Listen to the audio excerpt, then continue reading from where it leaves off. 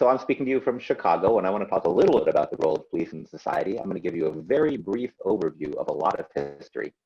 But I think it's really important to understand that the current crisis we're in, I can't believe you guys said we're in a crisis. I mean, a crisis, really? You think it's that bad? Anyway, I think the current moment we're in is really rooted in the whole development of policing, of slavery, and of racism in this country. And it doesn't make sense to try to understand it in an abstract way outside of that rooting. So I'm going to start because I only want to speak for about 20 minutes, and then we can have lots of time to discuss. So I'm going to share my screen. I usually try to do this with some kind of interactive questions, but since you're all muted, you can't do that. Now, why am I showing you a picture of a yeoman's cabin? This seems like a weird ass place to start a discussion of the police, but I'm going to actually explain this for a second.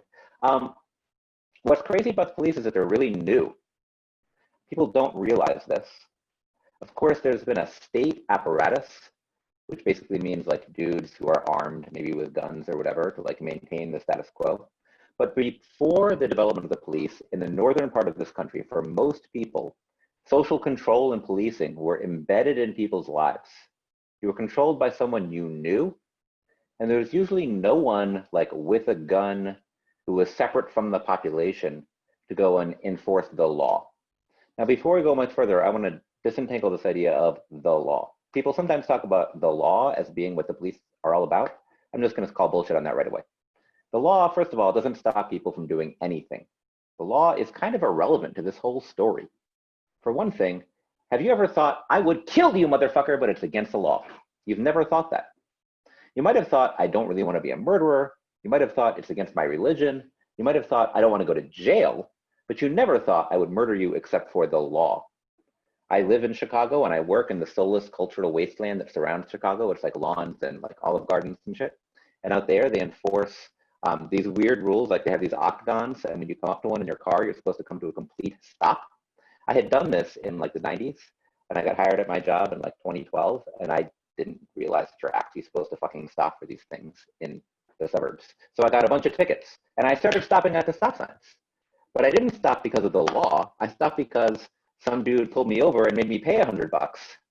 You guys get this? So the law is not what policing is about, or it has ever been about. And it's not what people care about. Certainly these yeomen, these small farmers, which are basically white people in the north, they aren't thinking about the law. What they're thinking about is protecting themselves. They're also thinking about killing Indians, right? They're thinking about conquering their land. They're thinking about enforcing religious laws. They're also thinking about protecting each other. And these things are more or less done in ways that were embedded in their communities. I don't want to make this like a good and bad thing, because communities can do all kinds of fucked up things like witch trials. But the witch trials aren't carried out really by the cops. They're carried out by the community organized around a church. And this is essentially the tradition that comes out of England of justices of the peace who might be elected. To give you a weird example, I partially grew up in New York City, and I partially grew up in Vermont, in a tiny town with no running water or electricity. My dad was a hippie. And in my tiny town of 500 people, we elected a constable. It was like one 80-year-old dude. He did have a gun, but everyone in Vermont has a gun. And he did kind of not that much. If there was a really serious problem, they'd call the state police. The main thing he did was like come and try to separate people if there was a domestic dispute. And that's kind of the model that you had in the early period of American policing, more or less elected constables in the north linked to a community and sort of controlled by the community. Very different from the cops we have today in the cities. So what's going to change this? What's going to change this is a new developing relationship between workers and their bosses in the north. Again, I'm going to talk about the south in a second, but we're going to start in the north. What changes is really that you have people who aren't the same exactly. These farmers all live in a community where like the rich farmer has a bit more land and works harder maybe and gets richer, but they're not that different from the poorer farmer. I don't want to pretend that the US before industrialization was like a classless society. It certainly was not. But people of different social classes in the north often even hung out. There's a bunch of interesting books about the saloon in the colonial period in US cities. And for example, in Philly, you'd have like rich and poor hang out in the same saloon. Okay, anyway, we got a new changed relationship. Back in the day, rich people, poor people, they went to the bar together, they got drunk together, they kind of knew each other. And the butcher in colonial Philadelphia knows John Hancock, the richest person. He slaughters pigs for John Hancock. John Hancock is not his boss. John Hancock, the richest man in Boston, for example, sorry, I was talking about Philly, I meant Boston, is his customer. Customer and poorer person working for them is not the same as worker boss. And what starts to develop first in Philly, and then in other big cities like, first in Philly and New York, then in cities as the country develops across the Midwest and Cincinnati and Chicago, is a new relationship, the relationship of worker to boss, symbolized by the disassembly line, right? This is the first really modern industrial process. So how do you take apart the pig? Well, you guys know the famous story of Chicago, right? No, you're from California. Shit. Famous story is the pig walks up a ramp. There's a dude at the top of the ramp who puts a loop on the pig's foot. The pig flips up in the air. There's another dude who slits the pig's throat. There's another dude who drains out the blood, takes the pig off of this wheel called the Wheel of Fortune. That's where that show got its name. Sits it in boiling water. The dude slitting the throat, what does he do all day? He slits the pig's throat. He slits the pig's throat. He slits the pig's throat. He doesn't like doing this particularly. It's a job, right? He's paid a wage. How do you think he feels about Philip Armour, the meatpacking boss? Thumbs up or thumbs down? Right? How many of you guys want a job when you finish school? No, you don't want a job? Dahlia? Delilah? I'm with you, man. You guys don't want a job because you know the jobs fucking suck. Basically, jobs suck. But what's worse than having a job? Not having a job. It's the only thing worse than having a job. So we have a new world. You can't go be a small farmer. You're not going to start a butcher shop and like slaughter pigs and sell the meat. So you're going to be a worker, and that kind of sucks. And so what comes out of this, of course, is going to be lots of problems. Lots of problems for the newly super rich people, richer than anyone has ever been. I want to show you this because it's an interesting aspect of my own research. This is a document that created the Chicago police. Can anybody read what it says up here? You can't read it? It says Illinois Central Railroad. The document creating the police for the city is literally written on the fucking stationery of the Illinois Central Railroad, the biggest company in the city. That is not a coincidence. Now, of course, they wanted cops to like maintain, to protect their property on the trains, but they also wanted the cops to control their workers. If you guys know anything about the history of the 1800s, you know that it's a history of strikes and riots and people burning trains because the train is like the Facebook or like the chat snap or whatever the fuck it's called of the 19th century, right? The railroad is like, you know, it's like the Mark Zuckerberg or what's the dude's name? The dude who runs Amazon. I forget the guy's name, some asshole, Jeff something. That dude is like the equivalent of the railroad baron in the 19th century. So what do you want to do when you see an Amazon warehouse, right? You want to light some gasoline on fire and throw the bottle at the side of the warehouse, except there's people in there you don't actually want to burn up. Well, this happens all the time in the 19th century. Here we go. Holy shit, they burned the fucking trains. You guys don't have the balls to do it for the Amazon warehouse, do you? I don't either. Sorry, I'm not actually advocating burning the Amazon warehouses. Right? There's people in there 24 hours a day. So to give you an example, in Pittsburgh, in Baltimore, in Martinsburg, across the country in 1877, which is an ironic year, workers had this massive strike. They shut down the country. Young kids actually light these train cars on fire and like roll them into the depot. They burn the whole depot. They burn the trains. The National Guard is sent in from from Philly to Pittsburgh. This is, by the way, why fans of the Pirates and the Phillies hate each other still, because all these Philly motherfuckers came to Pittsburgh to put down the strike. And then the Pittsburgh people, what do? They shoot at them, right? The workers go up in the hills with their guns. And then the Pittsburgh National Guard actually joins the strikers. Anyway, giant battle. Does this happen in Chicago? No. Does it happen in New York? No. Why not? What do they have in Chicago and New York by this time? Cops. Shit. The cops are more effective than calling in the National Guard to protect property. You know the cops. Now, the rich people realize this. I'll give you an example. This is kind of a funny slide. These are some weapons. Right after this 1877 strike, the Chicago police effectively break it in our city, my city, and not your city, sorry. You guys live in, I don't know, someplace out there. Oakland, something like that. Is that where you are? Close to there? Anyway, the rich people literally form a club called the Citizens Association, and they buy like Gatling guns, artillery, and rifles for the police because they know the police are going to fucking protect us. Now, this does create a problem. This does create a problem because if the police are just the armed thugs of the rich, they have no legitimacy and everybody hates them. So what they do is they get the police to do some social service shit. For example, they'll bring kids to the hospital. They bring people to the hospital. They didn't have ambulances yet. See this patrol wagon with the 4 cops? It's also got like a stretcher in the back. And they start advertising all this shit. This starts way back in the 1880s. They're like, we found lost children.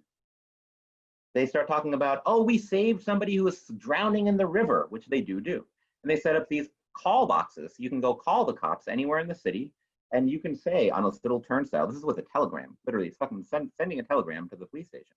Your telegram dial can be sent to riot. There's a riot. Nobody ever calls for a riot. But it can also be like lost child, and then a cop will show up, and you'll be like, what happened? Oh, I lost my kid. They'll go find it. Now, honestly, the police know. I'm going to give the police a little bit of credit. The police are supposed to have a job which they have no solution for. And the police who think, not all police think, but the ones who think realize this, and they see they actually have a problem.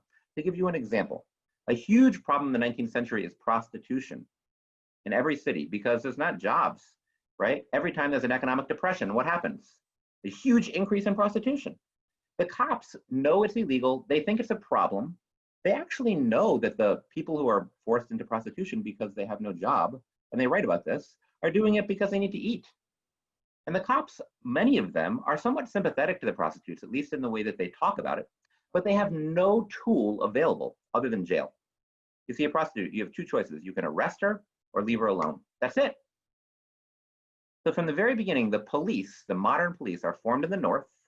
They're formed basically to deal with the problem of a new wage labor economy, to deal with the workers, but also they start doing all the kind of shit that we know them for doing. Some social service stuff, right, which they can't really solve, and dealing with all the problems of society created by a capitalist wage labor economy. Now, what about the South? Well, in the South, the origin of the equivalent of the police, although it's not really the police quite, is slave patrols. In the South, the system is more openly brutal. There's no pretense of the American dream. There's no immigrants in the South, right? Enslaved people are not immigrants. They don't have a choice. They're forced to come. Many try to run away. And in the South, you could argue that the police are more embedded in the community than the North, except it's only the community of white folks.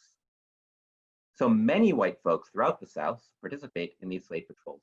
They even try to get poor white people involved who don't own slaves. It's a big question, right? Why do these poor white people who don't own slaves support slavery? Well, the secret to that is, first of all, many don't. But many do, for the same reason that many of you think you're going to get rich or die trying. One day they want to have a slave. So you want to get rich or die trying? Well, be a slave patroller. And they swore an oath, which is very similar to the cops at BC. I do swear that I will, as searcher for guns, sword, and other weapons among the slaves of my district, faithfully and as privately as I can, discharge the trust reposed in me as law directs, thus my power. So help me God. That sounds like a police oath. You guys get this? So from the very beginning in this country, as we know, a huge amount of violence is directed against the Black population. It's directed against it by the state and by private forces. Sorry, I'm taking too long. I'm going to go faster now. I'm going to start talking faster, okay? Okay, now can you guys understand what I'm talking about? Okay, anyway, let's talk about prison for a second. The first equivalent you get to prison in this country is also something like this. What does this look like? It looks like a fucking prison. There's no prisons in the North when the whole South is full of slave pens. It's just a prison. This is where the idea of prison comes from. People in these slave pens did nothing wrong. You guys, I'm sure, have already learned this because you guys are taking history, right?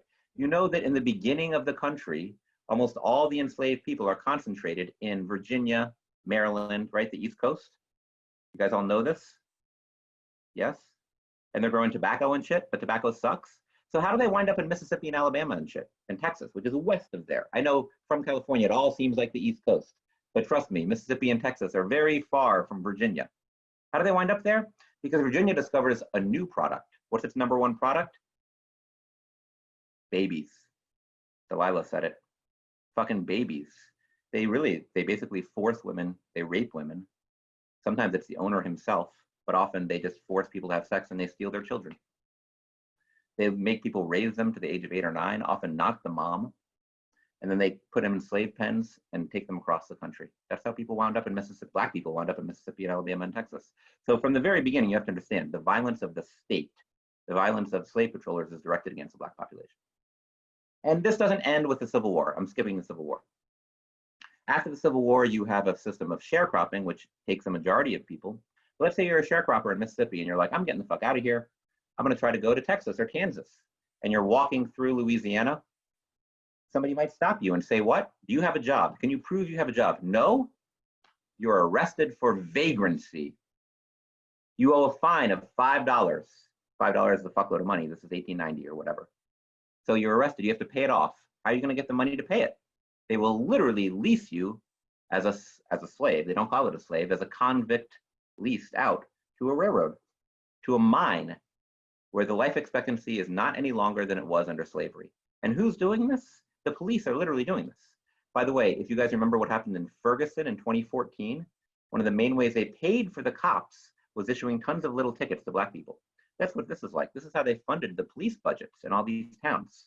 The town budget is funded by leasing out Black people who they find trying to cross through their town. And of course, some white people actually, by the way, did get caught up in this too. It wasn't just Black people. This is an important thing to understand. All the shit that white people support, the violence against Black people, will fall on some of them too.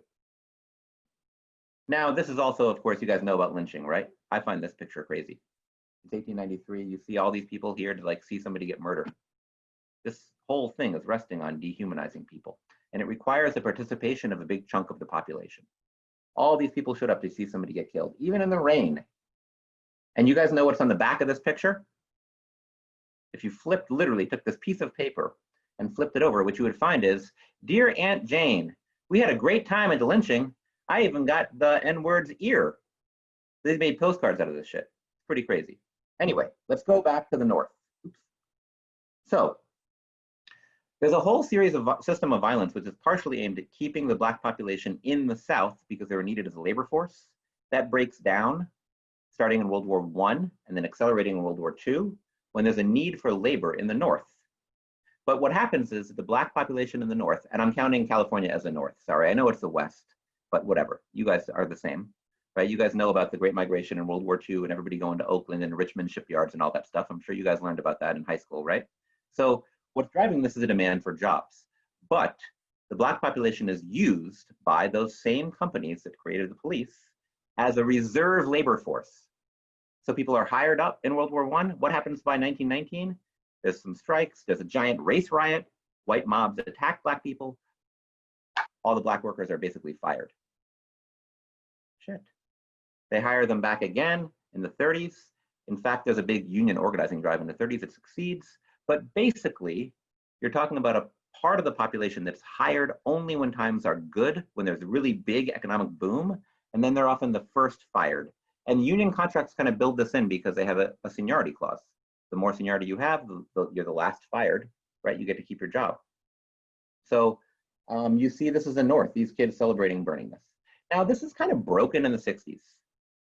This whole system is kind of broken in the 60s. And sometimes people, my students talk to me about how we have this movement and it's kind of like the 60s. I'm just going to say bluntly, it's not. You know, in the 60s, you had this development of a movement that starts after World War II in 1945. By the time you have the explosions in the cities in the 60s, in Detroit, in Newark, in Watts, I'm sure something happened in Oakland too, right? You had a whole 20 years of this movement. People in the streets, people marching, people protesting, people getting killed. Sometimes people call it a non-violent movement. Man, for a non-violent movement, it had more people get killed than anything I can think of. But it broke the back of the most virulent aspect of the racism of the country in a kind of direct way. And a lot of people got hired. I have a friend in Detroit who tells a story about how right after the riots in '67, the auto companies set up like what they called hardcore hiring and hired a lot of Black people off the street because they were afraid they were going to lose control of the cities. Also in Detroit, which is an interesting city, the police went through like 3 reforms right after this. They hired a lot of Black cops, and they kind of started enforcing some limited discipline on cops who like shot people. I'm not going to say the Detroit police are like the model for what we want. They are not. But compared to Chicago, they look much better because essentially of the riot. So you want to really change things, people do the less and burn the cities. Okay, maybe. Now this all, of course, also creates a reaction. 2 things happen at the end of the 60s that drive this. One of them is the end of the post-war boom, mass unemployment starts again. Who gets fired? Black people. And much cheaper than paying for social programs, lock people up. You guys have seen this graph before, right? It's from Wikipedia. Yeah, you guys all are familiar with this. If you're not, go to Wikipedia. I love Wikipedia. I gave them money. Other than like revolutionary groups, the only people I give money to are Wikipedia and doggies. I like little doggies, old dogs. Anyway, so you get the point. Look at this. This is actually a crazy fucking graph. You have huge numbers of people in prison. Like it goes up like 7-fold, obviously disproportionately Black people, also Latinos, but out of all proportion, it's Black people. There's some conspiracy aspects to this that are real, like Nixon and his chief of staff, like Haldeman, did say, like, we need some excuse to lock up Black people. What should it be? Weed. Okay. By the way, don't smoke weed. It makes you dumb. You shouldn't go to jail for it, but it does make you dumb. I'm sorry, but that's true. I know you guys live in California and you're all stoned all the time. Aiden, I can see you. I know you're stoned, but it's okay. Still makes you dumb. You're not going to remember shit from this. So let's keep going. Look at this. What does this remind you of? This is Chino. I know you guys aren't close to Chino. I looked it up, but Sugar is from California. She's kind of close to Chino. Doesn't that look a lot like this? It's the same fucking shit in a way, right? I mean, shit changed, but also a lot of shit is the same. We need some way to deal with those people who rebelled. We don't have the money to fund all these social programs anymore. Lock people up. It's an easy way to go. I don't think it's just a conspiracy. But by the way, the police themselves don't have control over this. They kind of have to do it, right? That's their job. Arrest people who are on drugs. Some of the cops don't think, but the cops themselves then become brutalized by doing this every day. I call this kidnapping, right? It's kidnapping. You're arresting somebody. Okay, this is Angola Prison Farm in 2016. What does that look like? Right, you get arrested in Louisiana, and this is what happens. You go back in the fields and you're literally working on a farm with some white dude on a horse overseeing you. He doesn't have a whip, but you know, it's kind of crazy. So what I think is crazy about this is that this violence, police violence, violence of the state directed especially against the Black population is rooted in the origins of this country. It's rooted in the nature of policing, which has an excuse to defend the law, to protect us, and it sometimes does. But also, it's much more deeply rooted in protecting the interests of the people who run the country and in keeping the Black population in particular under control using violence and stuck in that specific slot within the workforce, even though, of course, there's a Black middle class and there are a few people who can succeed, and I wish you luck in becoming part of that. So this is why you have all these people killed. These people are not killed because some cop woke up in that morning and decided, I'm going to kill a Black person. They're killed because the police are set against a whole layer of the population that the society has basically thrown out. And some of the police, right? The dude who killed George Floyd, if you watch that video, seems like he's almost enjoying himself. Some of the police become really violent murderers. Others are people who just take their job really seriously and become murderers because they're afraid irrationally or because of who they're set against.